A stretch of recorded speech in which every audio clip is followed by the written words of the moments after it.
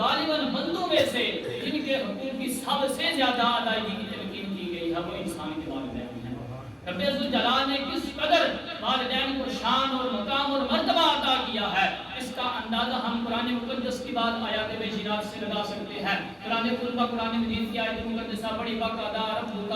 اللہ تعبدوا الا ایاہ وبالوالدین احسانا، تمہارے رب نے یہ فیصلہ فرما دیا ہے، تمہارے رب نے یہ حکم ارشاد فرما دیا ہے کہ تم نے اس کے علاوہ کسی کی عبادت نہیں کرنی، وبالوالدین احسانا، اور اپنے والدین کے ساتھ احسان کرنا ہے۔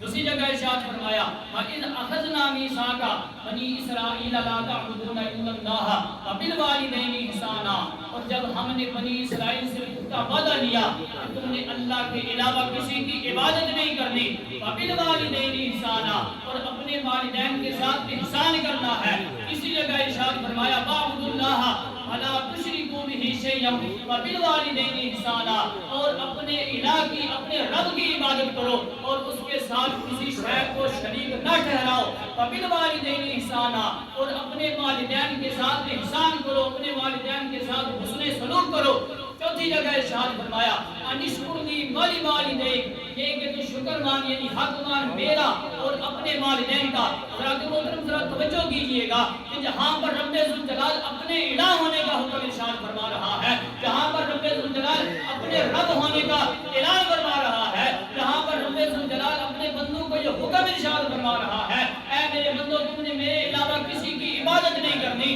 میرے علاوہ کسی کے سامنے سر پر سجود نہیں ہونا، کسی کے سامنے سجدہ ریز نہیں ہونا، اس کے ساتھ ہی رب ذوالجلال ایک اور حکم ارشاد فرما رہا ہے، اور وہ حکم کون سا ہے؟ وَبِالْوَالِدَيْنِ إِحْسَانًا، تم نے اپنے والدین کے ساتھ احسان کرنا۔